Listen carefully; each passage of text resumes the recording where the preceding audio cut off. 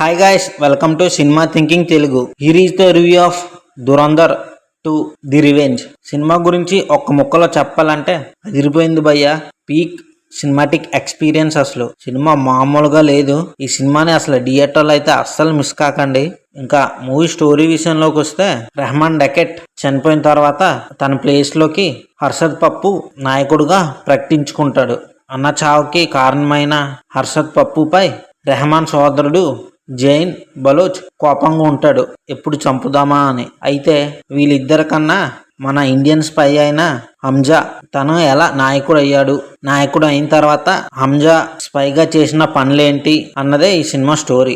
ఇంకా యాక్టింగ్ విషయంలోకి వస్తే అందరూ యాక్టింగ్ అయితే చాలా బాగా చేశారు. మెయిన్లీ మన రణ్వీర్ సింగ్ క్లైమాక్స్ లో ఒక సీన్ ఉంటుంది భయ్య, కన్నీళ్ళు ఆగవు అంతే. మనకు ఆ రేంజ్ లో చేశాడు యాక్టింగ్. సారా అర్జున్ కూడా చాలా బాగా చేసింది. అండ్ మన రణ్వీర్ సింగ్ కి సారా అర్జున్ కి అయితే 2-3 సీన్స్ ఉంటాయి, అవి చాలా హైలైట్ గా ఉంటాయి.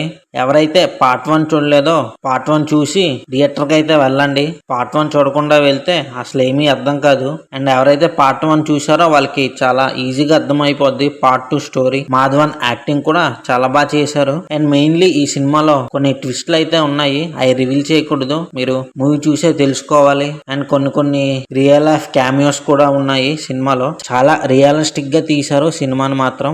ఎక్కడ కాంప్రమైజ్ అవ్వలేదు, ఎక్కడ నిజాలు చెప్పాలో అక్కడ చెప్పారు. అండ్ మెయిన్లీ ఈ మూవీ మొత్తం యాక్షన్ తో నింపేశారు. యాక్షన్ సీక్వెన్స్ అయితే చాలా హైలైట్ గా ఉన్నాయి. అండ్ థియేటర్ లో అవి చూస్తూ ఉంటే గూస్ బంప్స్ అయితే రావడం గ్యారంటీ. ఇంకా మెయిన్ లో పాజిటివ్ విషయంలోకి వస్తే రణ్వీర్ సింగ్ యాక్టింగ్, మిగతా సైడ్ క్యారెక్టర్ చేసిన మిగతా వాళ్ళు కూడా చాలా బాగా యాక్ట్ చేశారు. మెయిన్ స్టోరీ అండ్ క్లైమాక్స్ అయితే అదిరిపోయింది. స్క్రీన్ ప్లే మెయిన్ హైలైట్ సినిమాకి. స్క్రీన్ ప్లే చాలా బాగా తీశాడు, స్క్రీన్ ప్లే ని చాలా బాగా తిప్పాడు డైరెక్టర్ ఆదిత్య ధర్. ఇంకా టెక్నికల్ పరంగా మూవీ బ్రిలియంట్ అనే చెప్పాలి.